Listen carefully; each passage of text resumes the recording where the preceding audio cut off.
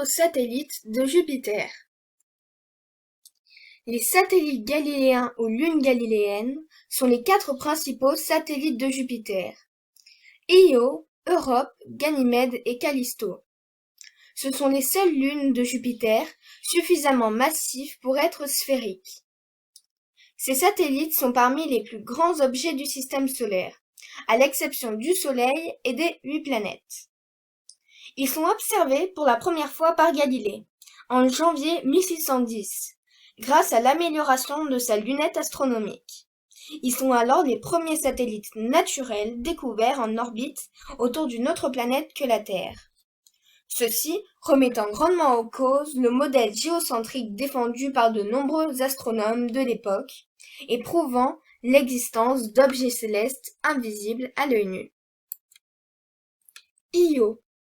L'orbite du satellite Io est la plus proche de Jupiter, avec un demi-grand axe de 421 800 km.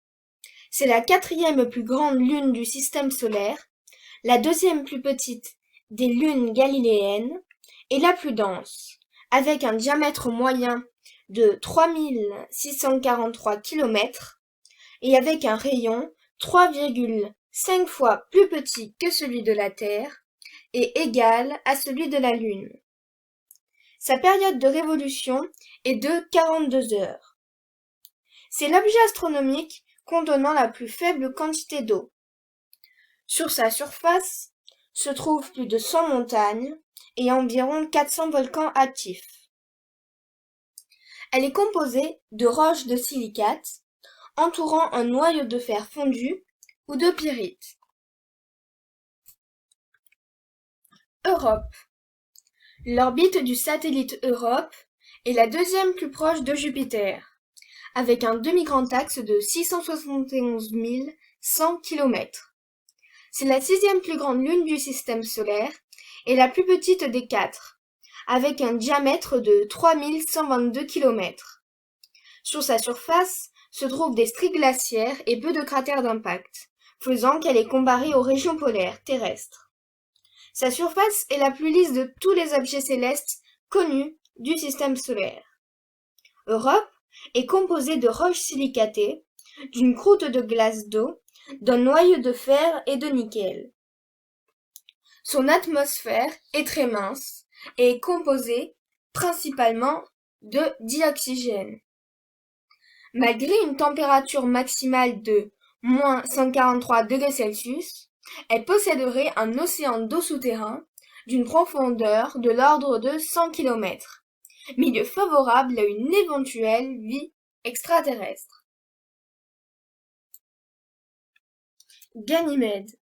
L'orbite du satellite Ganymède est la 3e plus proche de Jupiter, avec un demi-grand axe de 1 070 400 km. C'est le plus grand et le plus massif satellite naturel du système solaire, avec un diamètre moyen de 5262 km, dépassant de 8% celui de Mercure.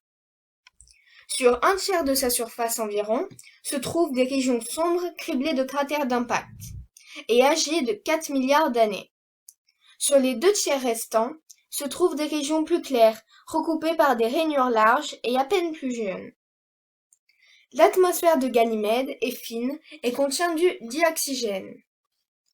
C'est le seul satellite du système solaire connu pour posséder une magnétosphère. Ganymède est composé d'un noyau liquide riche en fer et d'une croûte de glace flottant sur un manteau de glace plus chaud. Callisto. L'orbite du satellite Callisto est la plus éloignée de Jupiter, avec un demi-grand axe de 1 882 700 km. C'est la 3e plus grande lune dans le système solaire, avec un rayon de 2410 km. Callisto est la moins dense des 4, et la seule à ne pas être en résonance orbitale. Son atmosphère est très ténue et est composée de dioxyde de carbone et de dioxygène moléculaire. Elle est composée de roches et de glace. C'est une des lunes possédant le plus de cratères du système solaire. Elle pourrait posséder un océan d'eau liquide à plus de 100 km sous la surface. Ce dernier serait susceptible d'accueillir la vie extraterrestre, bien que cela soit considéré comme moins probable que pour le satellite Europe. Elle a été considérée comme le corps le plus adapté à l'installation d'une base humaine par l'exploration du système jovien.